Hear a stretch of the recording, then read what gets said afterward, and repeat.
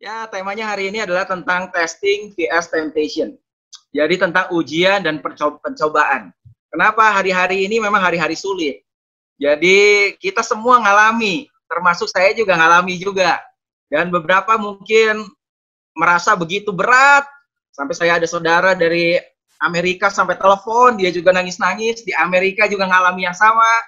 Ini ada teman dari Taiwan juga, di Taiwan juga mungkin ngalami juga sama, sana susah. Kalimantan juga sama, dengan di Bandung kita semua. Jadi di tengah semua itu, banyak orang mulai berpikir, kenapa ya Tuhan, kok kita harus ngalami begini ya, gitu. Dan karena itu saya hari ini kasih temanya adalah tentang ujian vs pencobaan. Jadi saya harap hari ini kita bisa ngerti, apa sih beda ujian sama pencobaan? Kalau kita hari-hari ini mengalami sesuatu yang sepertinya nggak enak dalam hidup kita, apa sih dan kenapa ya?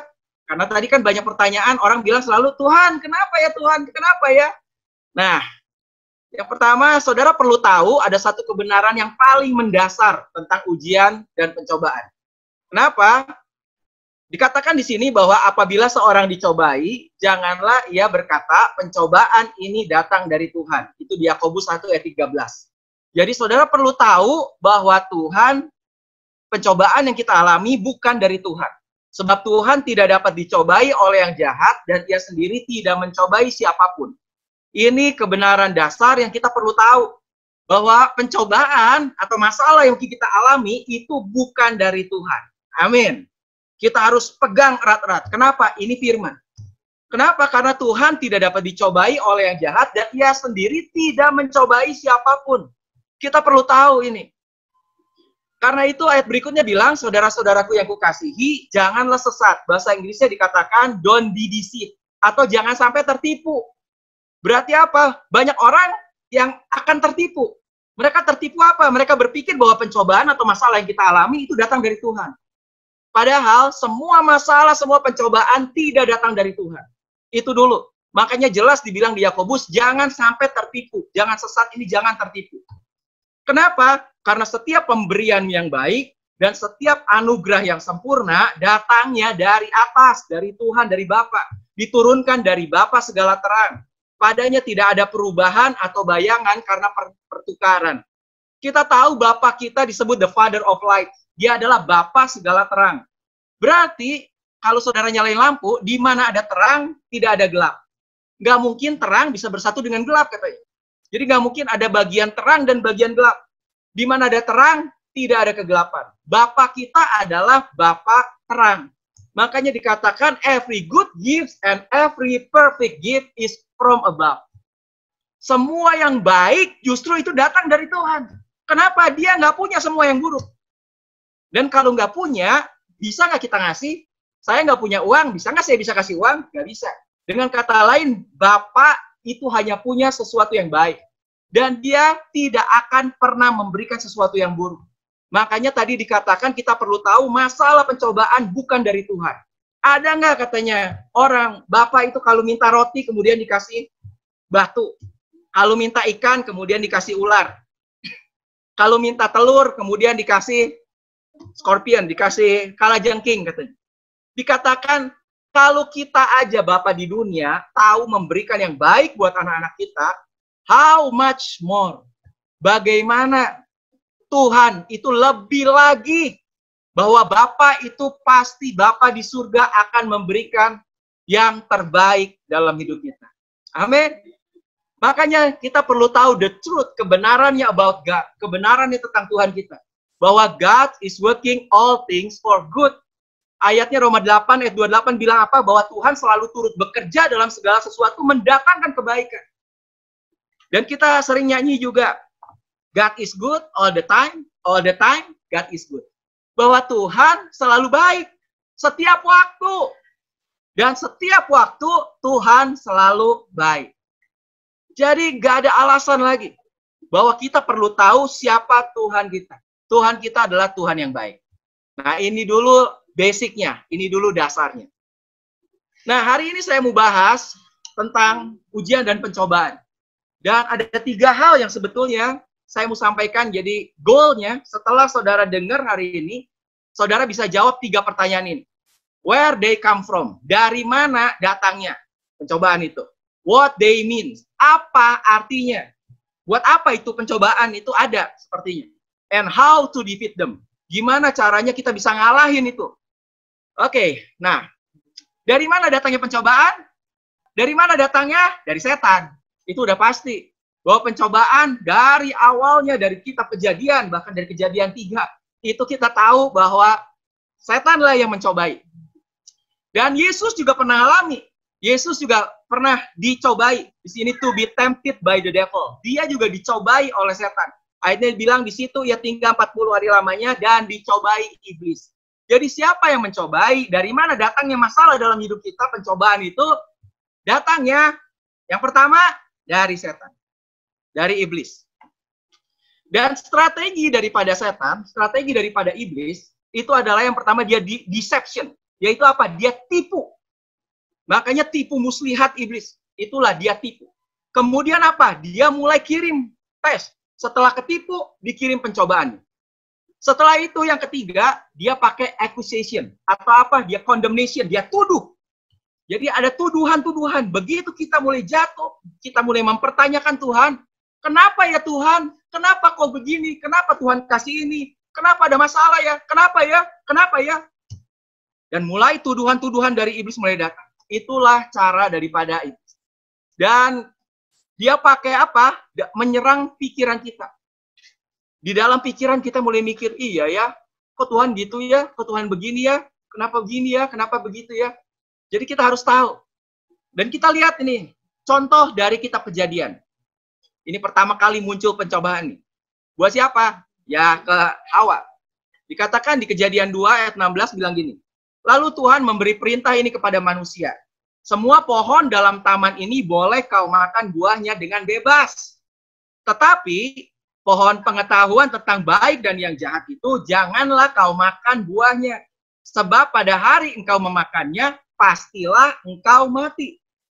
Kita tahu ada semua pohon boleh dimakan. Tapi pohon pengetahuan baik dan jahat nggak boleh dimakan. Kalau dimakan, kamu akan mati. Ini kata Tuhan. Dan kemudian datanglah itu si iblis. Dalam rupa ular. Dia putar balik itu kebenaran. Mungkin saudara nggak tahu, coba kita lihat nih. Ini menarik. Ular itu mulai datang dan dia berkata kepada perempuan itu.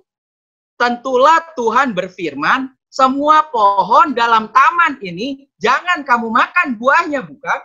Loh, tadi Tuhan bilang di sini apa? Semua pohon dalam taman boleh kamu makan. Tapi iblis mulai putar balik. Makanya itu deception, penipuan. Iblis mulai putar balik kebenaran. Semua pohon jangan dimakan, kan? Kemudian apa? Hawa bilang apa? Lalu sahut perempuan itu kepada ular itu, enggak, buah pohon-pohonan dalam taman ini boleh kami makan. Tapi tentang buah pohon yang ada di tengah-tengah taman, Tuhan berfirman, jangan kamu makan ataupun raba buah itu, nanti kamu mati. Nah, kalau saudara perhatikan baik-baik kata-katanya di situ, ternyata Hawa mulai kena dari deception-nya. Hawa kemudian bilang apa? Semua buah pohon boleh dimakan, tapi pohon yang di tengah-tengah itu, kata Tuhan, nggak boleh dimakan ataupun diraba. Nanti kamu mati. Loh, Tuhan bilang nggak itu buahnya nggak boleh diraba? Enggak. Tuhan cuma bilang, jangan kamu makan. Tapi karena iblis mulai bolak-balik, Hawa mulai kena, akhirnya dia mulai bingung dengan kebenaran. Kebenarannya hanya nggak boleh dimakan. Sekarang, dia bilang nggak boleh dimakan dan nggak boleh diraba. Sampai di sini sebetulnya iblis sudah menang, tanda kutip. Kenapa? Karena Hawa itu sudah tidak tepat dengan kebenaran yang Tuhan kasih. Dan akhirnya iblis mulai goda lagi Hawa. Iblis bilang apa? Tetapi ular itu berkata kepada perempuan itu, sekali-kali kamu nggak akan mati. Hawa bilang tadi kalau dimakan atau diraba kamu mati. Kemudian ular bilang apa? Nggak akan mati. Coba aja kamu raba. Buktiin. Kata Tuhan nggak boleh diraba nanti mati. Buktiin. Dan mungkin Hawa mulai raba itu. Dan waktu Hawa raba, mati nggak? Nggak mati. Kenapa? Ya karena Tuhan bilang apa? Nggak ada kata jangan diraba. Dan ketika dia raba, dia nggak mati. Akhirnya iblis mulai bilang apa? Nah, lihat kan? Berarti Tuhan salah. Kamu makan juga kamu nggak mati. Makan aja. Dan apa yang terjadi? Dimakan. Dimakanlah. Jadi dari sini kita ambil pelajaran. Ketika kita tahu itu kebenaran, kita jangan kompromi dengan kebenaran. Karena dia itu bapak pendusta. Nggak ada kebenaran. Contoh satu lagi, makanya ayatnya bilang gini, kita jangan takut sama iblis. Kenapa? Dikatakan iblis itu seperti singa yang mengaum-ngaum. Coba dengar lagi. Iblis seperti singa. Berarti singa bukan? Makanya iblis itu pengen, caranya adalah deception sekali lagi. Dia seolah-olah seperti singa yang begitu menakutkan, padahal dia bukan singa. Makanya dikatakan suara iblis mungkin terdengar seperti singa yang mengaum. Tapi dia bukanlah singa. Karena hanya ada satu singa. Ada kebenarannya yang Tuhan sendiri ngomong. Bahwa Jesus is the Lion of Judah. Yesus itulah singa dari Yehuda. Iblis pengen niru Yesus. Dia pengen apa? Deception. Dia nipu. Bahwa seolah-olah dialah singa. Sang raja itu, the king. Makanya itulah singa dari Yehuda. Makanya apa? Kita perlu tahu dia selalu bersama kita dan tidak ada perlu kita takut. Nah kalau gitu, gimana kita cara lawannya? Salah satunya kita belajar dari Yesus. Ketika Yesus dicoba oleh iblis, dia lawan dengan kalimat apa? Dia selalu mulai kata-kata dengan apa? Ada tertulis. Iblis suruh rubah batu jadi roti. Tuhan bilang apa? Ada tertulis. Manusia tidak hidup dari roti saja. Karena itu apa? Kita perlu tahu kebenaran. Ada tertulis, maksudnya tertulis di mana? Tertulis di dalam firman Tuhan. Firman Tuhan itulah yang harus kita pegang. Kita jalani hidup kita, nggak ada yang lain. Itulah firman, itulah pengharapan kita. Di tengah semua masalah, di tengah semua pencobaan, itulah. Dan tadi kan dikatakan, siapa iblis? Iblis itu di Yohanes 8 ayat 4 bilang apa? Iblislah yang menjadi bapamu. Ini Yesus lagi bilang kepada orang-orang Farisi. Dan kamu ingin melakukan keinginan bapamu. Ia adalah pembunuh manusia sejak semula. Dan tidak hidup dalam kebenaran. Sebab di dalam dia tidak ada kebenaran. Apabila ia berkata atas kehendaknya sendiri. Sebab ia adalah pendusta dan bapa segala dusta. Memang dia tukang bohong. Nggak ada kebenaran. Padahal Yesus bilang apa? Akulah jalan dan kebenaran dan hidup. Akulah firman. Makanya firman itulah kebenaran. Yesus adalah kebenaran. Yohanes 17 ayat 17, Yohanes 14 ayat 6. Firman itulah kebenaran. Yesus itulah kebenaran. Iblis justru mau menyerang kebenaran ini. Makanya hari-hari ini kita perlu kuat di dalam kebenaran firman. Mulailah baca banyak firman. Saya ini kan di rumah terus nih. Saya suruh anak-anak saya setiap hari 3 pasal. Kalau capek untuk baca, mulailah apa? Dengar. Sekarang kan ada audio Bible. Setiap hari 3 pasal. Paling nggak apa? Dengar. Baca, dengar. Kenapa? Inilah kekuatan kita firman. Kenapa? Karena iblis selalu tipu. Apa yang kebenaran, Tuhan ngomong, itu pasti terjadi, tapi iblis serang itu. Makanya apa? Kita perlu tahu. Di dalam hidup ini sebetulnya apa yang perlu kita percaya? The truth is what you believe. Hanya kebenaranlah yang kita percaya. Jangan dengar omongan iblis, jangan dengar omongan dunia. Kenapa? Itu semua penipuan. Yang betul apa? Yang betul hanyalah the truth. Itulah kebenaran. Itulah firman. Itulah yang betul. Pegang itu dan itu yang akan terjadi dalam hidup kita. Saya ada khotbah tentang truth vs fact. Beberapa mungkin pernah dengar. Makanya kita hidup bukan berdasarkan fakta. Kita hidup berdasarkan kebenaran itulah. Tapi iblis selalu menyerang kebenaran. Dan kemudian dia serang, dia masukkan kebenaran palsu. Yang kita anggap sebagai kebenaran. Akhirnya apa? Itulah, disitulah kita mulai lemah. Disitulah akhirnya kita masuk dalam jebakan pencobaannya. Mulailah masalah muncul. Makanya sekali lagi, believe the truth of God's word over the fact of your circumstances. Percayalah pada kebenaran firman Tuhan lebih daripada fakta-fakta yang hari ini saudara sedang alami. Apa fakta yang saudara alami? Saudara baca firman dan counter itu. Kalau Yesus bilang oleh bilu-bilumu kamu sudah sembuh, katakan itu kebenaran. Tapi iblis pengen apa? Iblis pengen mulai deception. Dia mulai ngacaukan itu. Sampai kita mulai lupa akan kebenaran firman. Dan tambah parah, itulah yang iblis mau. Makanya Yesus lawan dengan ada tertulis. Setiap kali mulailah ngomong ketika serangan itu datang, kita mulai bilang, enggak, ada tertulis kok di firman, enggak begitu. Enggak, ada tertulis kok begini kok. Ini yang Yesus bilang. Kita lawan itu. Makanya every word of God proves true. Setiap firman Tuhan itu terbukti benar. Justru kita gimana kita bisa menang, kita bisa bertahan. He is a shield to those who take refuge in Him. Itu adalah perisai. Firman kebenaran itulah perisai buat kita mengalahkan semua masalah-masalah yang mungkin sedang terjadi dalam hidup kita. Pengharapan kita ada di dalam Kristus, di dalam firman-Nya, firman kebenaran. Ya, itu yang pertama. Jadi tadi dari mana datangnya pencobaan? Yang pertama dari iblis, dari setan. Kenapa bisa ada masalah? Ya setan cobain kita. Yang kedua sekarang, dari mana? Dari our sinful nature. Dari apa? Alamiah dosa kita. Kenapa? Kita masih hidup dalam darah dan daging, kita masih dicobai, kita masih sering jatuh dalam dosa, dan karena dosa, itulah membuat kita jatuh dalam pencobaan dan dalam masalah hari ini. Ayatnya jelas di dalam Yakobus 1 ayat 14 dibilang apa? Tetapi tiap-tiap orang dicobai oleh keinginannya sendiri, karena ia diseret dan dipikat olehnya. Jadi sekali lagi pencobaan bukan dari Tuhan. Pencobaan dari setan. Yang pertama. Yang kedua sekarang pencobaan dari mana?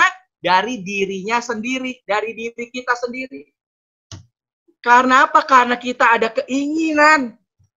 Ada nafsu. Dan itu kita diseret dan dipikat oleh. 1 Timotius 6 ada kasih contoh. Ini contohnya. Kenapa jatuh dalam pencobaan? Tetapi mereka yang ingin kaya terjatuh ke dalam pencobaan. Jadi kenapa jatuh dalam pencobaan? Karena sinful nature. Karena alamiah dosa kita. Salah satunya ini, pengen kaya. Terus apa? Terjerat ke dalam berbagai-bagai nafsu yang hampa dan yang mencelakakan. Yang menenggelamkan manusia ke dalam keruntuhan dan kebinasaan. Dan inilah yang terjadi. Di Alkitab ada contoh ceritanya. Itu cerita tentang Abraham sama Lot. Kita tahu sama-sama Tuhan panggil Abraham, tapi Abraham bawa Lot. Baik sekali tuh. Kenapa? Karena Lot udah nggak punya apa-apa. Jadi ini keponakannya.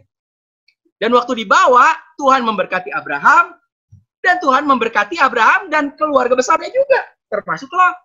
Dan akhirnya apa? Harta mereka tambah banyak. Hartanya apa? Ya kambing domba, tambah banyak. Dan apa yang terjadi akhirnya?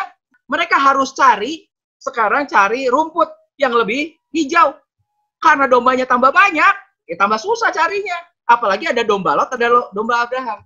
Dan di tengah itu semua akhirnya Abraham bilang, udahlah jangan ribut. Udah urusan harta jangan ribut. Udah kita pisah aja. Kalau kamu ke kanan, aku ke kiri. Kamu ke utara, aku ke selatan. Kamu ke barat, aku ke timur. Dan apa yang terjadi? Ya udah pisah. Dan Abraham baik suruh Lot pilih dulu. Dan waktu Lot pilih, lalu Lot melihat bahwa seluruh rembah Yordan banyak airnya. Maka Lot memilih seluruh rembah Yordan itu, lalu ia pergi ke sebelah timur, dan mereka berpisah. Abram menetap di tanah Kanaan, tetapi Lot menetap di kota-kota lembah Yordan, dan berkemah di dekat Sodom. Adapun orang Sodom sangat jahat, dan berdosa terhadap Tuhan. Apa yang dipilih Lot? Coba lihat. Lot melihat, ini saya kasih warna-warni, saudara perhatikan. Dia melihat, kemudian dia pilih, kemudian dia pergi, kemudian dia menetap, kemudian dia berkemah. Di mana? Di Sodom, di dekat Sodom. Awalnya di dekat. Orang Sodom sangat jahat dan berdosa. Dia lihat, pilih, pergi, menetap, berkemah. Waduh. Apa hasilnya? Ada cerita yang menarik. Kemudian ada seorang raja yang namanya Kedorlaomer. Raja ini kemudian menyerang Sodom dan Gomora. Dan apa yang terjadi? Ketika Raja Sodom dan Raja Gomora melarikan diri, kalah ini. Kedorlaomer nyerang, kalah Sodom sama Gomora. Segala harta benda Sodom dan Gomora beserta segala bahan makanannya dirampas musuh. Lalu mereka pergi. Nah, Lot ternyata ada di Sodom, paling nggak dekat Sodom. Juga Lot, anak saudara Abram, beserta harta bendanya dibawa musuh. Kenapa bisa begitu? Ternyata ada clue-nya lagi. Ada penjelasannya. Sebab Lot itu apa? Diam di Sodom. Nah, tadi berkemah dekat Sodom, ternyata lama-lama dia diam di Sodom tuh. Makanya waktu Kedorlaomer datang, dia nyerang Raja Sodom sama Gomora, kena dia. Dan dirampas semua hartanya. Habis tuh. Saudara lihat, tadi makanya dikatakan apa? Dari mana masalah atau pencobaan datang? Tadi bicara salah satunya misalnya tentang keuangan. Karena banyak orang yang pengen cepat kaya. Mereka mulai berpikir dengan cara-cara mereka sendiri. Dan akhirnya apa? Kerugian besar tuh. Ada dalam masalah tuh. Akhirnya apa? Nah ini nih salah satunya. Akhirnya apa? Habis semua tuh. Harta bendanya dirampas sama musuh. Sama Kedorlaomer. Karena apa? Ya karena salah sendiri tuh. Kenapa dia berkemah dekat Sodom dan menetap? Pada orang Sodom jahat. Harusnya udah tahu orang jahat ya dijauhin tuh. Tapi kabar baik. Kabar baiknya apa? Lihat. Ketika Abraham tahu bahwa ini apa ponakannya Lot itu ternyata habis tuh hartanya dirampas Sodom Gomora di itu. Akhirnya Abraham mengumpulkan 318 orang yang terlatih untuk perang. Dia kejar itu akhirnya, dia kejar sampai ke daerah Dan. Dan tujuan Abraham sebetulnya cuma apa sih? Untuk nyelamatin Lot. Untung ada Abraham sebagai gambaran dari Bapa di surga. Kesalahan kita ditolong tuh sama Bapa. Dan buat Lot juga Abraham seperti bapaknya. Kenapa? Yaitu pamannya. Ini kan ponakannya. Udah nggak punya papa Lot itu. Makanya buat Abraham ini seperti anak yang harus ditolong. Ditolong tuh. Dibebasin. Setelah itu apa? Dibalikin semua hartanya. Rampasannya dibalikin. Tapi yang menarik ceritanya, setelah dibalikin lagi itu hartanya, di manakah Lot tinggal? Apakah Lot ikut Abraham? Atau dia cari tempat baru? Ternyata Lot return to Sodom. Lot balik lagi ke Sodom. Aduh. Dan kita tahu ceritanya kemudian. Ceritanya apa? Didatangi, satu kali Abraham didatangi sama malaikat, 2 orang malaikat. Dan di tengah itu kemudian diceritain kenapa, mau apa. Dan kemudian malaikat bilang apa? Saya mau pergi ke Sodom karena Tuhan mau hancurkan Sodom dan Gomora, menunggang balikan dengan api. Waktu Abraham dengar gitu, apa yang dilakukan dia? Dia berdoa. Dan kita tahu sama-sama doanya seperti apa? Ini kalimatnya yang bagus. Apakah engkau akan melenyapkan orang benar bersama dengan orang fasik? Jauhlah kiranya daripadamu berbuat demikian. Membunuh orang benar bersama orang fasik. Sehingga orang benar itu seolah-olah sama dengan orang fasik. Abraham memposisikan Lot adalah orang benar tuh. Dan Tuhan berfirman, jika kudapati 50 orang benar dalam kota Sodom, aku akan mengampuni seluruh tempat itu karena mereka. Dan Abraham kemudian mulai tawar-menawar. Kita tahu mulai dari 50, 40, 30, 20, sampai 10. Dia mulai tawar Tuhan. Kalau ada 10 aja orang benar, kira-kira Tuhan mau bumi hanguskan nggak itu Sodom Gomora? Dan Tuhan bilang apa? Nggak akan. Abraham mungkin berpikir, masa 10 aja nggak ada? Gitu. Tapi kenyataannya memang nggak ada tuh. Dan apa yang terjadi? Kedua malaikat ini pergi ke Sodom.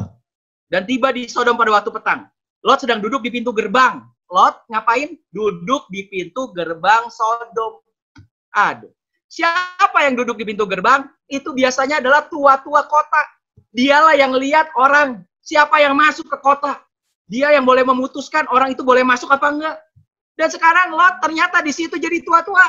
Dan ketika melihat mereka, bangunlah ia menyongsong mereka, lalu sujud dengan mukanya sampai ke tanah, berkata, Tuhan, Tuhan, silakan singgah ke rumah hamba-Mu ini, bermalamlah di sini dan basuhlah kakimu. Jadi inilah Lot, dia lihat, dia ada di pintu gerbang kota. Dan apa yang terjadi kemudian? Ketika fajar telah menyingsing, kedua malaikat itu mendesak Lot supaya bersegera. Katanya, bangunlah, bawalah istrimu dan kedua anakmu yang ada di sini, supaya engkau jangan mati lenyap karena kedurjanaan kota ini. Ketika ia berlambat-lambat, maka tangannya, tangan istri, tangan kedua anaknya dipegang oleh kedua orang itu, kedua malaikat itu, sebab Tuhan hendak mengasihani dia. Wow, siapa Lot? Orang yang selalu jatuh lagi tuh dalam pencobaan. Tapi dikatakan di situ, Tuhan hendak mengasihani dia. Kenapa Tuhan mengasihani Lot? Padahal dia orang jatuh sepertinya yang jatuh bangun, jatuh lagi tuh. Sampai dipaksa juga. Dan kita tahu ceritanya, ada cerita istri Lot itu yang tetap lihat ke belakang. Tuhan udah bilang, jangan. Dia lihat gimana ya nasibnya, semua hartanya, rumahnya, semua. Kali ini betul-betul habis, bis semua hartanya. Karena semua rumah, semua hartanya ada di Sodom. Dan habis tuh. Dan istrinya lihat jadi tiang garam. Siapa Lot? Tuhan menyelamatkan Lot. Siapa? Orang yang benar. Sebab orang benar ini, bahasa Inggrisnya bilang the righteous man. This righteous man, orang benar ini tinggal di tengah-tengah mereka yang jahat. Wow. Ternyata Lot itu orang benar bukan? Orang benar. Wah, masa begitu? Lo baca di 2 Petrus. Kenapa? Karena Abraham hidup jauh sebelum ada hukum Taurat. Hukum Taurat muncul oleh Musa. Siapa Musa? Yaitu dari Abraham, Ishak, Yakub, 12 suku. Kemudian di Mesir. Kemudian keluar dari Mesir, barulah muncul hukum Taurat. Sedangkan Abraham hidup bukan zaman hukum Taurat. Ternyata Abraham hidup di zaman anugerah. Zaman grace juga. Makanya sekali Tuhan pilih Abraham dan keluarganya, engkau adalah orang benar. Termasuk Lot dibilang di situ. Tuhan menyelamatkan Lot orang benar. Dan lihat kalimat berikutnya. Ini kabar baik buat saudara. Maka nyata bahwa Tuhan tahu menyelamatkan orang-orang saleh, orang-orang benar ini dari pencobaan. Tadi gara-gara siapa datang pencobaan dan masalah? Gara-gara kesalahan dirinya sendiri. Tapi meskipun pencobaan itu kalau datang atau menimpa kita karena kesalahan diri kita sendiri, jangan khawatir, jangan kecil hati, jangan dengar iblis. Percayalah pada kebenaran firman, the truth-nya. 2 Petrus 2 bilang apa? Tuhan tahu menyelamatkan saudara kalau saudara adalah orang benar. Meskipun kesalahan yang saudara lakukan itu karena kesalahanmu sendiri. Karena pencobaan. Tuhan tahu menyelamatkan orang-orang saleh dari pencobaan. Dan tahu menyimpan orang-orang jahat untuk disiksa pada hari penghakiman. Jangan khawatir. Saudara perlu tahu, apalagi sekarang kita sudah dalam zaman anugerah. Yesus sudah lahir untuk menebus semua dosa kita. Christ became sin, so that in him we might become the righteousness of God. Yesus yang sudah ambil semua dosa dan kesalahan kita. Makanya sekarang kita, Tuhan bilang apa? Kamu adalah kebenaran. Kamu adalah orang benar di dalam Tuhan, dalam Kristus. Kita adalah orang benar. Dan buat orang benar tadi dibilang apa? Tuhan bilang apa? Dia tahu menyelamatkan orang benar. Dia tahu. Tuhan pasti tolong. Jangan khawatir. Percayalah saudara orang benar. Dan kebenaran yang Yesus berikan, itu adalah free gift. Hadiah. Cuma-cuma. Gratis. Saudara yang belum, rasanya udah semua ya. Kalau saudara belum, terimalah itu. Dan setelah terima Yesus, percayalah saudara orang benar. Saudara dibenarkan oleh Tuhan. Dan buat orang benar, Tuhan akan menyelamatkan. Kita orang benar karena iman kepada Yesus. Buat semua orang yang percaya, kita dibenarkan, dijadikan orang benar. Dan lihat kenapa hari ini Tuhan bisa menyelamatkan kita orang benar. Karena Yesus yang menanggung semua kesalahan kita. Dia juga, he was tempted in the same way we are tempted. Dia juga sudah dicobai sama seperti kita dicobai. Dia, tapi bedanya dia tidak berdosa. Tapi ketika kita berdosa, dosa kita ditanggung oleh dia. Dan apa pencobaan kita juga yang menghasilkan masalah, mungkin kita jatuh dalam pencobaan, menghasilkan masalah dalam hidup kita, ditanggung oleh Yesus. Itulah. Makanya sekarang we can feel free to come before God. Apa kita bisa datang ke hadirat Tuhan? Kita orang benar. Percayalah itu. Inilah kebenaran. Jangan mau ditipu lagi oleh iblis. Jadi sekali lagi saudara-saudara, buat saudara yang mungkin jatuh hari ini karena masalah yang saudara buat sendiri, karena masalah yang saudara bikin, karena saudara ya jatuh dalam pencobaan karena kita, saudara perlu tahu, when we fail, God is still near. Ketika kita jatuh, Tuhan tetap dekat bagi kita. Dan saudara perlu tahu, ketika kita jatuh, Tuhan itu bukan apa? Kamu gimana? Berkali-kali kamu jatuh. Kurang ajar ya. Gak mau denger sih. Ya gak begitu tuh. Dikatakan di sini, when we fail, God does not say, I am disappointed in you. Kamu, aku kecewa. Tuhan gak ngomong gitu. Saudara perlu tahu, ketika saudara jatuh, Tuhan bilang apa? When we fail, God say, I am disappointed for you. Kalau kamu kecewa, aku juga kecewa bersama dengan kamu.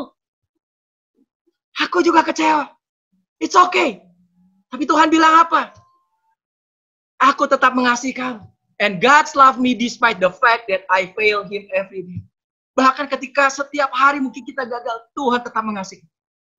Kenapa? There is more mercy in Christ than sin in us. Ada lebih banyak pengampunan dari Kristus daripada dosa yang ada dalam kita.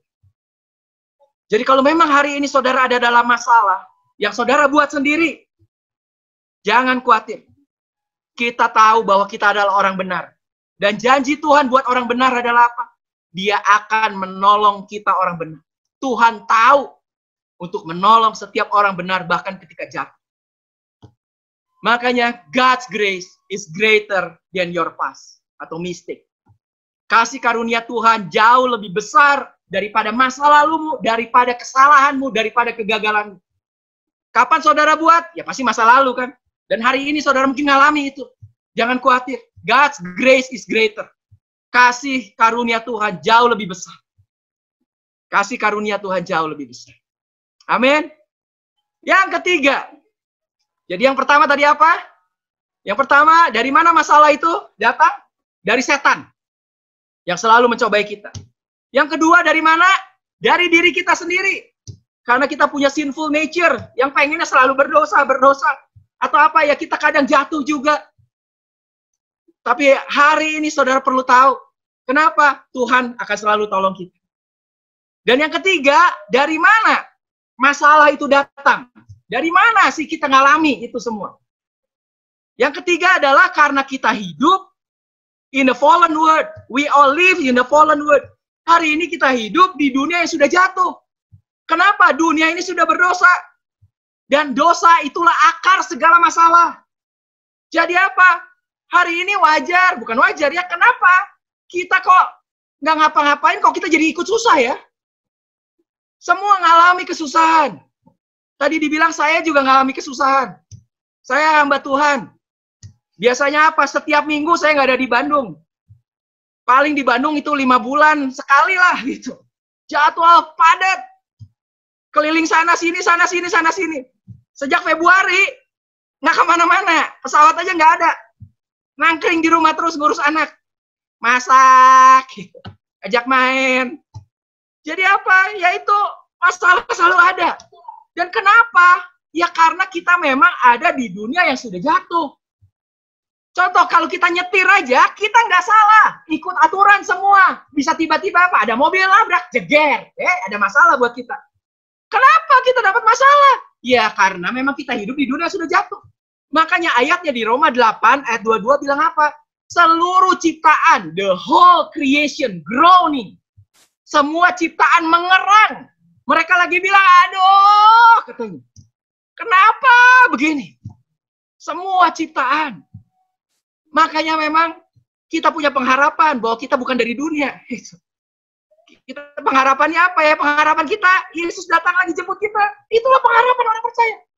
Tapi sekarang kita ada di dunia, ya sudah. Memang inilah yang mungkin kita sedang alami. Dan itu ada contohnya juga di Alkitab. Sekarang ini ada contoh juga Elia. Kita ambil pelajaran dari Elia. Apa? Kenapa itu Elia? Kita tahu Tuhan hukum bangsa Israel waktu itu yang rajanya adalah Ahab. 3,5 tahun tidak turun hujan. 3,5 tahun tidak turun hujan dan gak ada embun. Bayangin, embun aja gak ada. Air apalagi 3,5 tahun gak ada hujan. Aduh, gak ada hujan setahun aja mungkin udah susah ya. Ini semua kering. Mau minum susah, jangankan mau mandi. Mau minum aja mungkin udah susah.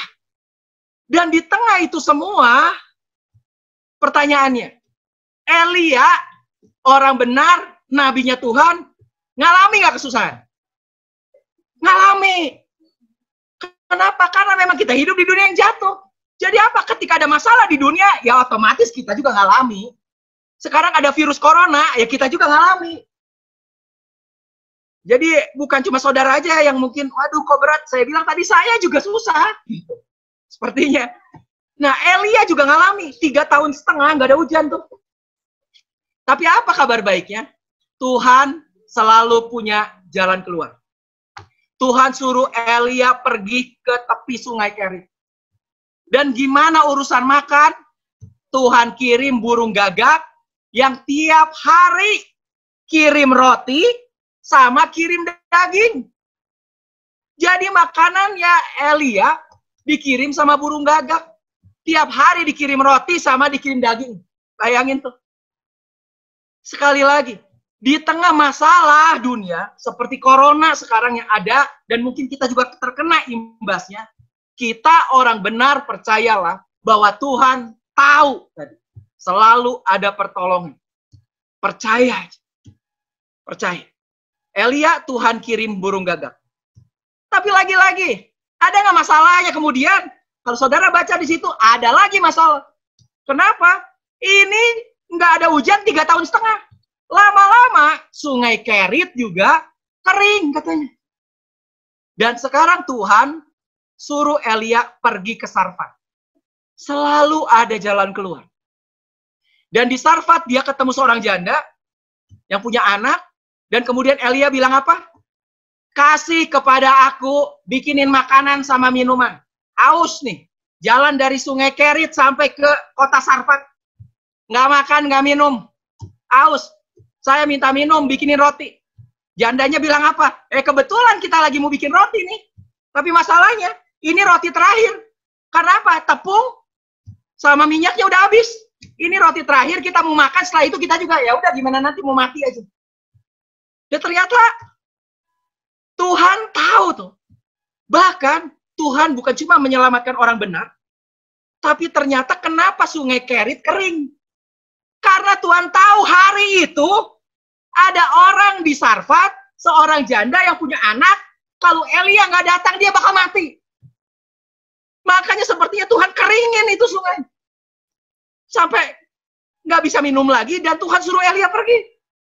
Dan akhirnya kita tahu, mujizat terjadi. 1 Raja-Raja 17 ayat 16 bilang apa? Itu tepung dalam buli-buli, tepung dalam tempayan, itu nggak pernah habis. Dan minyak dalam buli-buli itu nggak pernah habis juga, nggak pernah kering. Wow. Akhirnya kita lihat apa? Tuhan memelihara Elia. Bukan cuma Elia. Sekarang Tuhan memelihara Elia dan janda Sarfat. Jadi ketika ada masalah di sungai Kerit, ternyata Tuhan punya rencana yang lain. Tuhan kirim Elia. Elia terpelihara. Janda Sarfat sama anaknya terpelihara juga. Saudara lihat. Dan sekarang masalah tidak stop sampai di situ. Ada nggak masalah lagi? Ada. Namanya juga hidup di dunia. Hanya orang yang sudah meninggal Dia nggak punya masalah. Makanya kita sama-sama berdoa, minta Tuhan cepat datang. Cuman itulah yang gak ada. Sekarang Elia, udah enak tuh makan. Ada masalah? Ada lagi tuh masalah. Apa masalahnya? Gak lama kemudian katanya, tiba-tiba anaknya mati. Ini janda marah sama Elia. Dia bilang apa? Ini gara-gara kamu nih. Kamu ada di tempat ini, di rumah ini kamu datang, makanya mati anak saya. Sekarang Elia malah disalahin. Kamu gara-garanya. Nah sekarang Elia punya masalah lagi nih. Tadinya udah sepertinya aman, kok ada masalah lagi. Masalah demi masalah terus tuh. Tapi apa? Dia tanya Tuhan. Dan kita tahu ceritanya apa. Akhirnya anak ini dibangkitkan. Lagi-lagi Tuhan punya solusi tuh. Untuk setiap masalah. Yang bahkan sepertinya masalah yang impossible. Bayangin, urusan makan Tuhan pelihara. Tapi urusan orang udah mati. Gimana caranya? Itu udah paling parah kasarnya. Gak ada lagi tuh, mati. Betul-betul mati. Hari ini saya kasih tahu saudara, kalau saudara berpikir masalahmu sudah bikin saudara mati. Dengan kata lain, masalahmu begitu besar, udah dead end. Rasanya Tuhan gak mungkin lagi Tuhan. Ini udah parah, udah matilah ini. Saya kasih tahu. Dalam Tuhan selalu ada pengharapan tuh. Kematian aja Tuhan bisa bangkitkan. Karena apa? Elia adalah orang benar. Kita adalah orang benar. Tuhan bisa bangkitkan itu. Semua saudara yang ada dalam masalah pencobaan hari ini. Saya katakan saudara percaya. Bahkan kalau itu mati sekalipun, tetap ada pengharapan Tuhan bisa bangkitkan dalam nama Yesus. Amin. Bangkit tuh. Dan ceritanya kemudian apa tuh? Setelah itu, Elia akhirnya apa? Setelah 3,5 tahun, dia pergi menghadap Raja Ahab. Dan dia bilang, sekarang waktunya untuk membuktikan. Susah semua kan? Raja Ahab susah, semua orang Israel susah. Ini waktunya membuktikan siapa Tuhan yang benar. Kita tahu sama-sama akhirnya apa? Tantangan tuh sama nabi-nabi Baal. Siapa yang bisa turunin api? Itulah dia punya Tuhan yang benar. Dan kita tahu sama-sama, Elia berhasil menurunkan api. Dan semua nabi Baal itu apa? Dimusnahkan. Semua bangsa Israel berbalik lagi kepada Tuhan gara-gara Elia. Tapi masalah Elia tidak stop di situ. Ada lagi tuh masalah. Siapa? Tuh. Ada perempuan ngamuk-ngamuk tuh. Istrinya Raja Ahab, Isabel. Dan Isabel janji, dia sampai bilang apa? Besok Elia akan jadi seperti nasibnya, jadi seperti salah satu daripada Nabi Baal. Dengan kata lain apa? Mau dibunuh. Isabel promised to kill Elijah. Itu mau dibunuh tuh, ada lagi masalah. Dan di tengah itu semua, kali ini apa? Ya namanya juga masih orang ya. Mungkin capek tuh. Elia juga mungkin capek. Dia bilang masalah demi masalah, demi masalah, demi masalah. Aduh capek juga, apalagi sekarang mau dibunuh dia sendiri sekarang. Dan dia mulai takut. Dan dia mulai mulai tawar hati juga. Yang namanya orang. Ya mungkin kita juga ngalami. Saya katakan bukan berarti saudara nggak boleh khawatir, nggak boleh takut. Ya harusnya memang nggak boleh. Tapi namanya orang. Elia juga ngalami nih. Tapi saudara lihat ini ceritanya dari cerita Elia. Apa yang terjadi kemudian? Dia kabur tuh, dia lari. Dia sembunyi itu. Dan waktu dia sembunyi apa? Siapa yang kasih makan? Kalau tadi Elia pernah dikasih makan di Sungai Kerit oleh burung gagak. Ternyata Elia pernah lagi dikasih makan. Siapa yang kasih makan? Malaikat Tuhan datang kasih makan kepada Elia untuk kasih Elia kekuatan. Sampai 3 kali waktu dia tidur dibangunin, makan.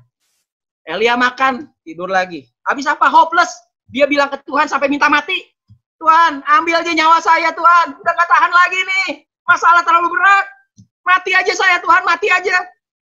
Tuhan bilang, terus apa? Di tengah itu semua, bangun, makan. Tidur lagi. Udah hopeless. Bangun, makan. Bangun, makan. Dan akhirnya apa? Dia punya kekuatan untuk kabur dari Isabel. Dan siapa yang kasih makan kalau saudara lihat? Ini ada perbedaan. Ini satu kabar baik lagi. Apa? Ketika Elia kuat, pemeliharaan Tuhan, cukup Tuhan kirim burung gagak untuk kasih makan. Tapi ketika Elia stres, udah nggak ada pengharapan lagi sepertinya. Siapa yang Tuhan kirim? Tuhan sendiri yang datang. Malaikat Tuhan di perjanjian lama. Seringkali itu adalah Tuhan, penggambaran dari Tuhan sendiri. Di tengah kesusahan kita tambah berat, jangan khawatir. Pemeliharaan Tuhan selalu ada, bahkan Tuhan sendiri yang akan datang. God is always there when you most needed Him. Di tengah kita justru udah terpuruk dan sepertinya betul-betul udah gak ada harapan lagi, pengen mati. Saya kasih tahu di tengah itu semua, Tuhan yang justru akan datang menyelamatkan saudara. Amin. Jangan patah hati. Tetap berpengharapan. Kita orang benar. Tuhan tahu nyelamatin kita. Saya tahu banyak orang yang lagi nonton ini, teman-teman saya juga. Saudara mungkin mengalami banyak masalah. Beberapa saya tahu masalah saudara. Tapi saya mau katakan apa? Tetap berpengharapan. Jangan khawatir. Kita orang benar. Memang life trial are not easy. Ujian, pencobaan dalam kehidupan ini memang gak gampang. But in God's will, each has a purpose. Tapi kita tahu Tuhan punya rencana. Tuhan punya tujuan.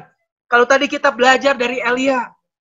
Masalah demi masalah demi masalah datang tuh ke Elia. Tapi ternyata Tuhan selalu punya tujuan. Kenapa sungai Kerit bisa kering? Mungkin Elia bilang, kok kering sih? Ya karena Tuhan mau nolong janda Sarfat. Kenapa anaknya mungkin mati? Tuhan mau tunjukkan mujizat yang paling besar yang saya yakin satu kota Sarfat mungkin dengar akhirnya. Dan mereka percaya dulu kepada Elia. Sebelum lawan Baal. Jadi saya tahu semua ada tujuan. Saudara perlu tahu. Apa yang kita alami mungkin berat. Tapi Tuhan punya tujuan dalam hidup saudara. Kenapa ini ngalami ini? Kenapa itu ngalamin itu? Kenapa kita ngalamin ini? Kenapa kita ngalamin itu? Dan saya mau kesaksian sedikit. Saya ada teman. Dia punya usaha udah 10 tahun. Dia bikin kafe. Di Pascal 23. Dan tiba-tiba apa? Dia pakai kafe itu punya papanya. Punya papanya. Jadi ya itu kafenya, itu apartemennya, bukan apartemen, ya rukonya itu punya papanya. Papanya udah mulai tua dan pensiun, lama-lama uangnya habis. Dan dia bilang ke anaknya, saya mau pakai itu. Dan usaha yang udah dirintis 10 tahun, akhirnya apa? Anaknya bilang, aduh gimana ya? Dan masuk tahun ini, awal tahun, dia bilang apa? Terpaksa harus tutup. Udah 10 tahun. Terus dia mau ngapain? Dia juga belum tahu. Dia berharap ada sih lowongan Jakarta panggil untuk ini dan itu. Tapi yang pasti apa? Ya dia cukup sedih dong. Kenapa udah 10 tahun, sekarang harus tutup? Karena papanya mau pakai rukonya, mau dikontrakin. Tapi saudara tahu apa? Dan akhirnya berhasil dikontrakin tuh 3 tahun. Dan akhirnya dibayar. Dia tutup, udah selesai. Dan itu awal tahun ini. Dan hari ini kalau saudara ketemu dia, apa yang dia bilang? Puji Tuhan. Betul. Kalau itu masih buka, tetap pun harus tutup. Tapi dia kan harus bayar, bahkan mungkin itu pegawai-pegawai semua. Sekarang, dan kalaupun dia mau kontrakin sekarang, siapa yang mau kontrak? Tapi ini apa dia bilang? Di awal tahun, ada orang yang kontrak langsung 3 tahun. Dan mungkin dia bayar, beres semua. Bahkan sekarang dia punya uang. Jadi memang kadang masalah ada. Kita nggak ngerti, tapi Tuhan punya tujuan. Ada satu orang lagi, dia kerja di perusahaan. Satu perusahaan. Dan di tengah ini, kemudian bosnya tiba-tiba yang dia sayangi pindah ke perusahaan lain. Ya dia agak bingung, loh kok bosnya pindah ya? Dan di tengah itu semua terus gimana ya? Dan menjelang awal tahun ini, tiba-tiba bos yang pindah di ke perusahaan lain itu, dia tawarin orang ini untuk pindah ke situ. Kamu pindah aja sini katanya. Dan dia sendiri juga awalnya nggak ngerti. Tapi pas kebetulan kontraknya habis juga. Ya udahlah, dia ikutlah, dia pindahlah ke perusahaan itu. Dan apa yang terjadi? Dia cerita ke saya apa? Perusahaan yang sebelumnya tidak lama kemudian tutup sampai hari ini belum buka. Dan di tempat yang dia kerja sekarang, itu perusahaan masih buka sampai hari ini. Saya bilang, wow, saudara perlu lihat, itulah kasih karunia Tuhan, pemeliharaan Tuhan. Betul. Siapa yang tahu bahwa Tuhan pindahin kerja, ternyata yang ini tutup. Itulah pertolongan Tuhan. Percayalah, selalu ada pertolongan Tuhan. Kita balik lagi. Jadi apa sih akar masalahnya? Sekali lagi itu adalah dosa. Memang kita hidup di dunia yang sudah jatuh. Dan dosa itulah yang menyebabkan apa? Penyakit, kematian, kesusahan, penderitaan. Tapi saudara perlu tahu kabar baiknya. Apa? Yesus 2000 tahun yang lalu, dia sudah turun ke dunia. Dan apa yang Yesus lakukan? Dia turun ke dunia untuk menebus dosa seluruh dunia. Jadi akar masalah dunia itu adalah dosa. Tapi saudara perlu tahu bahwa sebetulnya dosa sudah ditebus oleh Yesus 2000 tahun yang lalu. Yesus sudah tanggung semua dosa. Makanya hari ini saudara perlu tahu, kita orang yang percaya berbeda dengan orang yang masih hidup di dunia. Makanya Yesus bilang apa? Meskipun kamu di dunia, kamu bukan lagi dari dunia. Kita tidak bagian dari dunia. Berbeda. Dosa tidak bisa menginfektif kita. Kita bisa jatuh dalam dosa. Kita bisa jatuh dalam pencobaan. Kita bisa jatuh dalam masalah. Tapi apa? Kita tetap orang benar. Dan buat orang benar, Tuhan pasti tolong. Makanya the only things that can make a new creation is the power of the cross.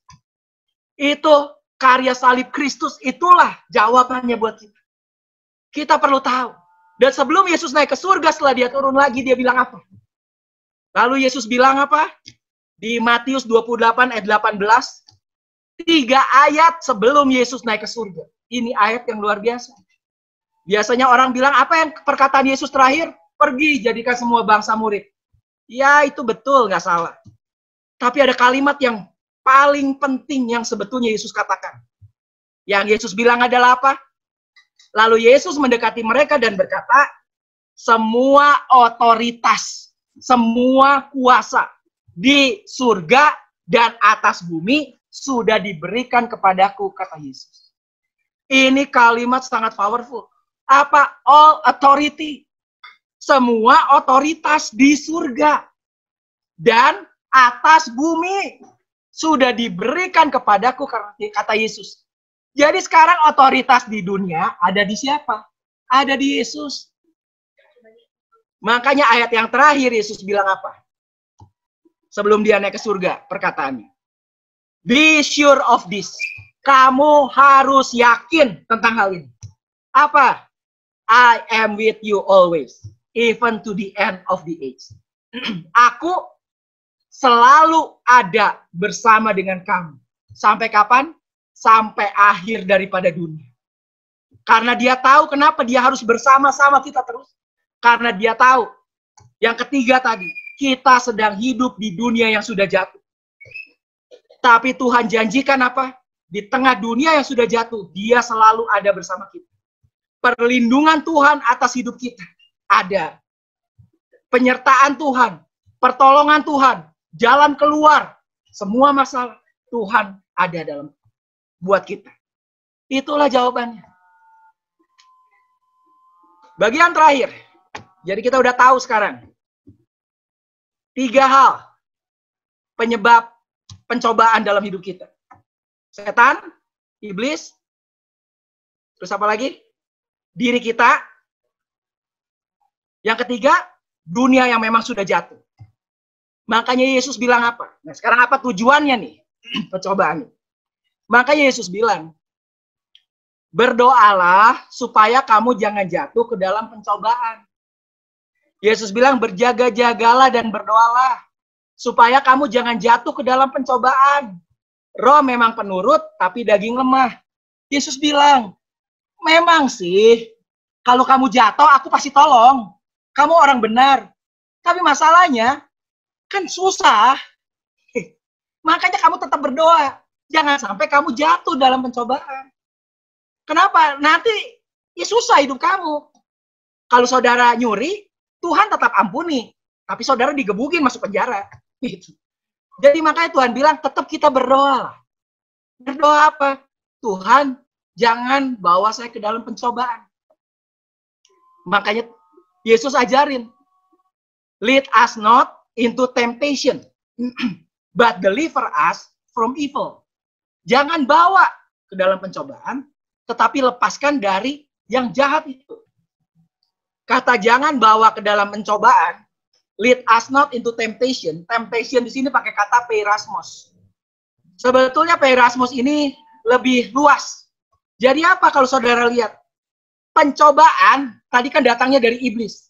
Itu di sini. Tapi di mata Tuhan, Tuhan buat pencobaan menjadi ujian. Tadi sekali lagi temanya adalah ujian lawan pencobaan. Test vs temptation. Apa sih bedanya? Beda. Pencobaan datang dari iblis, dari diri sendiri, dari dunia. Tapi kemudian Tuhan buat pencobaan menjadi ujian di mata Tuhan bagi kita. Sekali lagi, dengar baik-baik. Pencobaan yang iblis buat, taruhlah iblis lah. Tuhan buat di mata Tuhan itu menjadi ujian. Buat kita juga. Apa sekarang bedanya? Nah, kita lihat dulu. Inilah ayatnya bilang, Yakobus 1 ayat 12. Berbahagialah orang yang bertahan dalam pencobaan. Ada pencobaan. Tuhan bilang apa? Berbahagialah yang bisa bertahan. Kenapa? Sebab apabila kamu sudah tahan uji. Lihat, ini pencobaan, ini ujian. Jadi ternyata pencobaan yang iblis buat, yang terjadi dalam hidup kita, di mata Tuhan, dia jadikan itu sebagai ujian bagi kita. Dan ia akan menerima mahkota kehidupan yang dijanjikan Tuhan kepada barang siapa yang mengasihi dia. Nah, kita lihat dulu satu klip.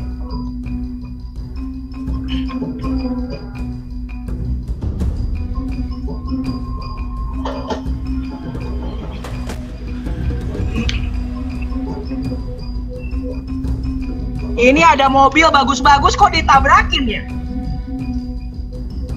Kenapa ya mobil bagus-bagus ditabrakin? Ini BMW seri 5. Ditabrakin tuh. Ini Audi A6.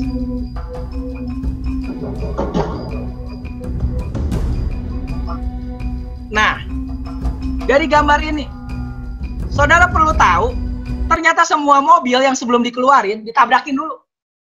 Kalau kita jadi mobil, apa sih tujuannya mobil ditabrakin? Buat diuji. Tapi buat mobil, itu adalah pencobaan buat dirinya. Itu pencobaan buat dirinya. Tapi buat orang yang punya, yang pabrik mobil, itu adalah ujian. Tujuannya apa? Untuk ngetes, untuk nguji tuh kuat atau enggak. Jadi apa bedanya? Nah ini langsung, supaya saudara bisa langsung nangkep. Setan mencobai kita to get the worst out of us. Tujuan setan mencobai adalah untuk menjatuhkan kita. Supaya keluar yang terburuk dalam hidup kita. Supaya kita nggak percaya Tuhan lagi. Supaya kita kecewa. Itulah tujuannya setan mencobai kita. Tapi di mata Tuhan, pencobaan yang tadi setan buat, di mata Tuhan dia buat ini menjadi sebuah ujian buat kita. Apa bedanya? Ujian itu to get the best out of us. Untuk mengeluarkan yang terbaik. Apa bedanya ujian sekali lagi sama pencobaan? Pencobaan dari setan tujuannya untuk menjatuhkan kita. Tapi ujian dan sama Tuhan diubah jadi ujian untuk menaikkan kita. Kenapa? Sekarang saya tanya. Ada nggak ujian penurunan kelas? Ada nggak ujian penurunan kelas? Yuk, besok anak-anak, besok ada ujian penurunan kelas. Jadi, kalau kamu gagal, diturunin kelasnya. Ada? Nggak ada. Yang ada adalah ujian kenaikan kelas. Berarti tujuan ujian untuk naik. Nah, sekarang, gagal. Apa yang terjadi kalau gagal? Turun? Enggak. Ya tetap di situ, nggak naik kelas. Namanya kan ujian kenaikan kelas. Kalau kita gagal, ya kita tetap di situ. Itulah ujian. Karena tujuan dari ujian adalah untuk menaikkan kita. Itulah di mata Tuhan. Sedangkan setan tujuannya untuk menjatuhkan kita. Tapi kabar baiknya, pencobaan yang setan buat, di mata Tuhan dia buat ini menjadi ujian. Untuk kita bisa naik. Jadi jangan khawatir. Makanya tadi dikatakan di Yakobus apa? Berbahagialah kalau kamu kita bisa bertahan dalam pencobaan. Di dalam pencobaan kamu bersukacita aja. Kenapa? Justru itu kesempatan. Kesempatan apa? Untuk kita bisa tahu seberapa kuat kita. Nah ini jadi bedanya. Testing itu work of God. Langsung aja lah ini. Bacanya panjang waktunya. Udah habis. Sedangkan temptation, pencobaan, itu hasil daripada dunia, hasil dari kedagingan, hasil dari iblis. Tadi 3. Testing, temptation, Tuhan buat jadi testing. Makanya ayatnya kemudian bilang gini. This trial, lihat nih bahasa Inggrisnya. Yang ngerti bahasa Inggris. Pencobaan ini are only to test your faith. Adalah hanya untuk menguji imanmu. Pencobaan Tuhan bikin jadi ujian terhadap iman. Jadi apa? Cukup kuat atau enggak sih? Itulah tujuannya. Jadi sekali lagi, di mata Tuhan, tes itu adalah tujuannya buat menaikkan kita. Jadi kalau kita hari ini ngalamin setiap pencobaan apa segala, jangan khawatir. Pertolongan Tuhan selalu ada. When God tests human, it's always for our best. Ketika Tuhan nguji semuanya untuk kebaikan kita. Ujiannya apa? Dari pencobaan dia ubah jadi ujian. Makanya God allow everything to happen for a reason. Tuhan selalu izinkan segala sesuatu terjadi dengan alasan. Dan circumstances, lingkungan kita, masalah kita, itu yang justru akan membuktikan will either direct you, correct you, or perfect you. Itu yang justru akan mengarahkan kita, membenarkan kita, mengoreksi kita, dan membuat kita jadi sempurna, menyempurnakan kita. Jadi masalah tujuannya ini buat Tuhan, bukan buat menjatuhkan kita. Jangan khawatir. Dan inilah makanya Ayub pernah bilang itu. Kenapa? Karena ia tahu jalan hidupku. Seandainya ia menguji aku akan timbul seperti emas. Lihat, seandainya ia menguji aku. Jadi tujuan ujian supaya kita tahu kita cukup baik atau enggak. Itu aja. Memang pencobaannya dibuat tadi oleh iblis atau diri kita atau dunia. Jadi di tengah ini semua, justru kita sadari, kita lihat, kita berubah nggak ya? Kita tetap berpengharapan nggak ya? Atau sekarang kita jadi kecewa sama Tuhan? Atau kita jadi loyo? Atau kita mungkin jadi capek? Atau kita jadi marah-marah? Atau kita apa? Nah justru di tengah ini semua, makanya bergembiralah akan hal itu. Sekalipun sekarang ini kamu seketika harus berduka cita oleh berbagai-bagai pencobaan. Maksud semuanya itu ialah untuk membuktikan kemurnian imanmu. Percaya kita ke Tuhan yang jauh lebih tinggi nilainya daripada emas yang fana. Yang diuji kemurniannya dengan api. Sehingga kamu memperoleh puji-pujian dan kemuliaan dan kehormatan pada hari Yesus Kristus menyatakan dirinya. Sekali lagi pencobaan Tuhan ubah jadi ujian bagi kita.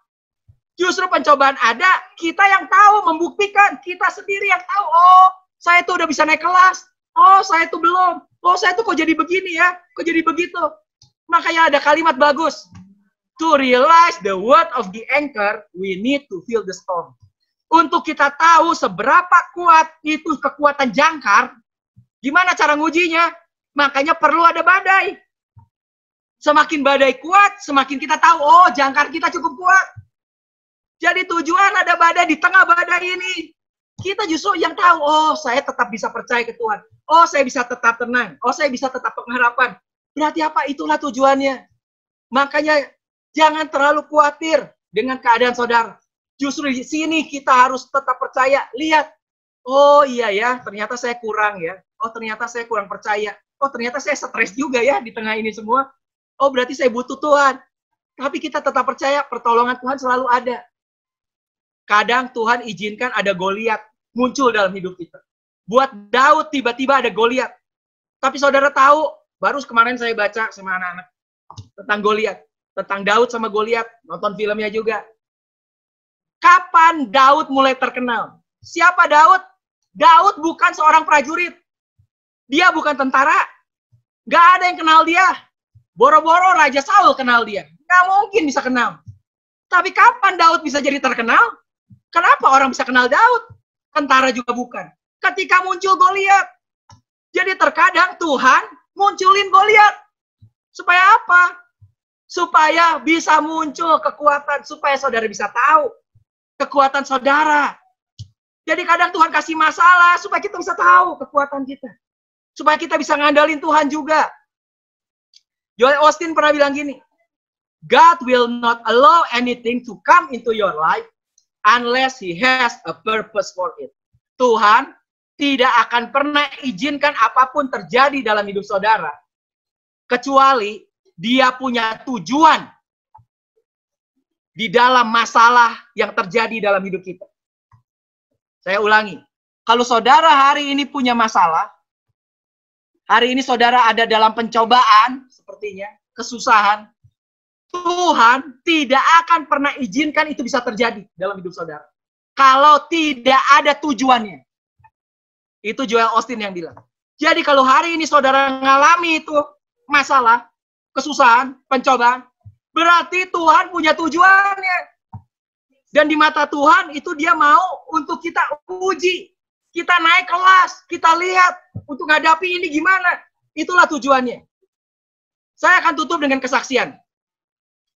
Ini kesaksian, ada seorang anak, ini teman dari anak saya. Teman satu sekolah, teman satu kelas juga. Dan waktu tahun 2018, 2 tahun yang lalu, ada pemilihan Miss Kidsania di Jakarta. Dan itu yang daftar itu ribuan tuh. Dan dipilih, singkat cerita, dia masuk semifinalis. Dia masuk ke 12 besar semifinalis. Anaknya yang ini nih. Brooklyn namanya. Ini anaknya. Kalau saudara baca situ, kalau kebaca ya, Eagle School Bandung. Umur 10 tahun. Nah, kemudian apa? Dia masuk juga akhirnya ke final. Dan finalnya juga ditayangin di TV. Ini anaknya. Dia masuk juga final.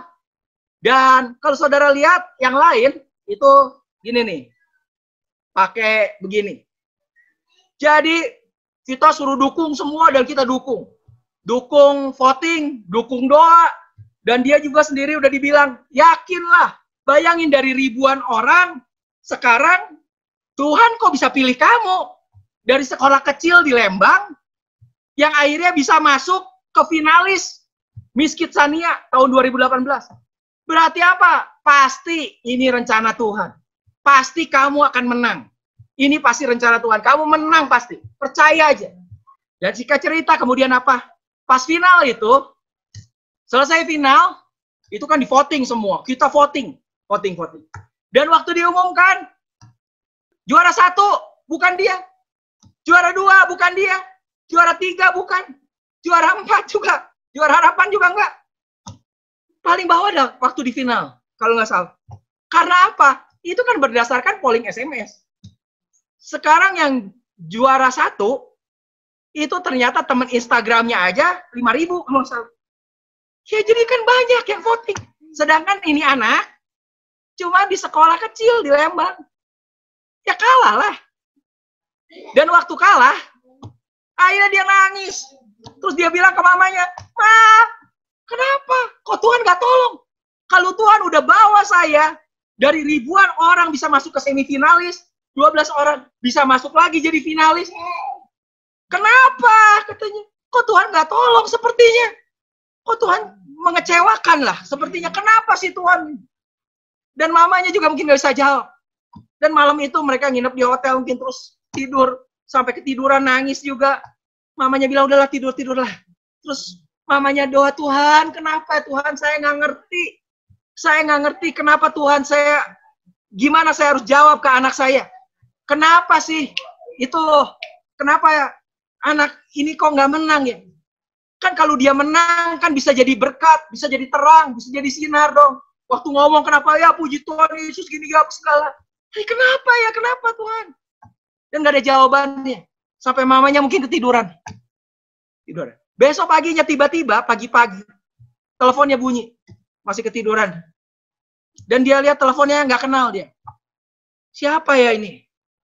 Dan waktu dia halo, dia pikir mungkin dari orang Kitsania atau apa harus datang lagi atau apa. Dan orang ini ternyata bilang apa? Saya ini adalah mantan bos kamu dulu waktu kamu kerja di perusahaan garment. Kamu lupa ya? Kamu kan pernah kerja. Dia bilang, oh iya. Sorry Pak, sorry ini nomornya aja udah nggak ada, udah dihapus. Maaf, sorry. Kenapa? Iya, saat semalam saya nonton itu di TV. Dari Miss Kitsania itu pemilihannya katanya. Miss Kitsania.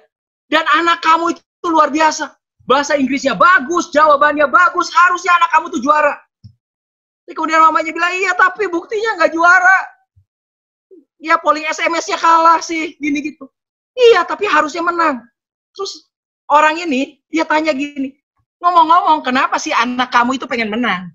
Ngomong-ngomong nih, kenapa pengen menang? Dia pengen juara tuh pengen apa? Banyak anak yang mungkin pengen terkenal, pengen tampil di TV, pengen jadi artis, atau pengen apa sih? Dan kemudian mamanya bilang, anaknya ini pengen menang, karena kalau juara, itu dapat hadiah 10 juta. Dan uang 10 jutanya, dia udah bilang, dia mau kasih ke papanya. Papanya itu diterima kerja oleh United Nations, oleh PBB. Dan dia mau pergi ke Amerika, nggak ada uang bahkan buat tiket. Jadi anaknya udah bilang, dia bilang apa?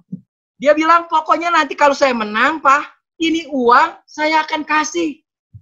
Buat Papa bisa beli tiket, buat bisa kerja di PBB di Amerika. Dan sekarang malah nggak menang lagi. Bayangin. Tujuannya aja udah begitu mulia. Bukan cuma pengen terkenal. Tapi apa? Bahkan tujuannya mulia kok nggak menang ya katanya. Aneh kan? Dan orang ini waktu dia dengar di telepon, dia bilang gini, kasih tahu ke anak kamu. Kalau memang tujuan dia pengen menang, dia pengen dapat uang untuk papanya bisa beli tiket, kasih tahu dia sudah menang. Katanya. Kalau tujuannya itu kan, kasih tahu dia sudah menang. Supaya apa? Jangan down itu anak kamu. Supaya jangan down. Kasih tahu dia udah menang. Ngomong-ngomong, saya minta nomor rekeningnya dong, katanya. Dan gak lama kemudian, dia terima WA. Apa hasilnya, saudara? Sudah ditransfer hadiah kemenangan buat anak kamu. Dan berapa hadiahnya? 20 juta. Wow, ini kisah nyata nih. Dia cerita kesaksian di sekolah sampai nangis. Dia bilang, wow, kalau dia menang, dia cuma dapat 10 juta. Karena dia nggak menang, sekarang dapat berapa? Dapat 20 juta. Ternyata Tuhan punya rencana yang di luar daripada apa yang dipikirkan. Dan yang lebih menarik lagi nih, papanya kan mungkin nonton di Bandung, di TV. Begitu dia tahu anaknya nggak menang, dia langsung bilang, wah nggak menang. Berarti apa? Buat beli tiket, nggak ada. Kalau menang, dapat 10 juta bisa beli tiket. Jadi gimana? Ya udah, malam itu mungkin dia kirim email tuh ke PBB. Dia kasih tahu PBB, dia bilang apa? Terima kasih ya, saya sudah diterima kerja di PBB, di UN. Tapi masalahnya saya nggak punya tiket. Nggak bisa beli tiket bahkan buat bisa pergi ke sana. Jadi saya minta maaf. Dan bukan cuma itu, dia juga bilang, saya nggak tega ninggalin istri saya dan anak saya. Anaknya cuma satu, ini perempuan lagi. Saya nggak tega ninggalin 2 perempuan yang saya kasihi di Bandung. Jadi minta maaf, dengan sangat terpaksa saya tolak. Dan tahu beberapa hari kemudian balasannya dari PBB apa? PBB bilang gini, kalau kamu punya masalah, diskusi dong sama kita, ngomong. Kalau kamu nggak ada tiket, kita bisa kirim itu uang tiket. Kalau keberatan kamu adalah masalah keluarga, bawa keluarga kamu ke Amerika. Istri kamu sama anak kamu. Tiketnya, uang tiket kita akan kirim semua. Wow! Ini mujizat luar biasa. Dan saudara tahu, ini foto mereka di Yosemite Park di Amerika. Hari ini mereka sekeluarga sudah ada di Amerika. Wow! Saudara lihat itu ceritanya. Kalau anak ini juara, dia cuma dapat 10 juta dan selesai itu semua. Udah. Tapi Tuhan punya rencana yang jauh lebih luar biasa tuh. Karena dia nggak menang, akhirnya papa kalau menang, ya uang 10 jutanya dibeliin tiket, papanya pergi ke sana kerja sendiri. Tapi sekarang karena nggak menang, ternyata Tuhan punya cara yang lebih luar biasa. Sekarang satu keluarga ada di Amerika sampai hari ini. Wow. Karena itu saya mau kasih tahu saudara hari ini. Sesusah apapun masalah saudara. Tadi Joel Osteen sempat bilang, kalau saudara mengalami masalah itu, pasti there is a purpose. Pasti ada tujuan. Tuhan gak pernah kasih sesuatu terjadi tanpa tujuan. Memang life is hard, but God's provide. Memang hidup ini susah, tapi percayalah Tuhan menyediakan jalan keluar. Life is unpredictable. Kehidupan ini susah diprediksi. Tapi kita percaya, God is your guide. Tuhanlah penuntun kita. Hidup memang unfair, sepertinya nggak adil. Tapi apa? Kita percaya God cares. Tuhan selalu melindungi kita, menolong kita. Life is always a challenge. Hidup ini memang adalah tantangan. Iblis selalu ada, pencobaan selalu ada. Tapi apa? Di mata Tuhan itu jadi ujian. Dan Tuhan, God sustain. Tuhan selalu tolong kita untuk kita bisa menang, naik kelas di dalam setiap ujian. Tujuan ujian tidak akan menjatuhkan kita. Di mata Tuhan, itulah pertolongannya. Makanya, don't lose hope. Jangan hilang pengharapan kita. God is completely in control of the storm.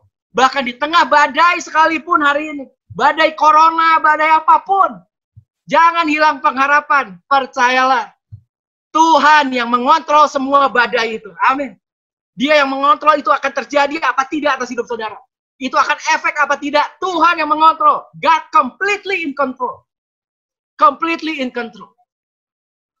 Tapi masalah sekali lagi, kalau saudara sedang menghadapi itu, testing can benefit you. Ujian itu kadang-kadang bisa menguntungkan buat kita. Kita bisa tahu seberapa hidup kita tetap berpengharapan ke Tuhan.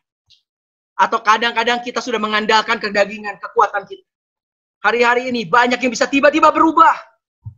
Tapi sekali lagi pertolongan Tuhan juga ada di situ. Di luar dari apa yang kita bisa bayangkan. Amin. Jadi hari ini saya sudah menjawab 2 pertanyaan tadi. Tentang temptation, tentang ujian, tentang pencobaan. Dari mana datangnya? Sekali lagi datangnya dari mana? Dari iblis, dari setan. Dari diri kita sendiri. Karena kita masih ada kedagingan dan hawa nafsu. Dan yang ketiga dari dunia yang memang sudah jatuh. Dan pertanyaan kedua, what they means? Apa artinya? Artinya tujuannya adalah Tuhan buat pencobaan menjadi ujian dalam hidup kita untuk menaikkan kelas bagi kita. Untuk supaya kita tahu, untuk supaya kita lebih mengandalkan Tuhan. Supaya kita sadar kita butuh Tuhan di tengah pencobaan. Kalau nggak ada pencobaan, kita nggak tahu kita cukup kuat atau enggak. Itulah tujuannya. Tapi sekali lagi, di tengah semua pencobaan itu, jangan khawatir. Yang ketiga, how to defeat them. Gimana cara ngalahinnya? Tadi beberapa saya sudah bocorkan. Tapi waktunya habis, saya sambung minggu depan. Ini jawabannya, how to defeat them. How can I overcome temptation? Gimana cara kita bisa menang terhadap pencobaan? Minggu depan temanya adalah from test to testimony. Dari ujian, from test akan muncul testimoni, akan muncul kesaksian. Dari ujian menjadi kesaksian. Supaya apa? Di tengah masalah ini saya harap saudara tetap berpengharapan karena kita tahu bahwa tes yang Tuhan buat itu justru akan membuat kita punya testimoni, punya kesaksian. Gimana kita bisa punya kesaksian kalau kita nggak punya masalah? Karena tidak ada mujizat tanpa masalah. Amin. Mari kita berdoa.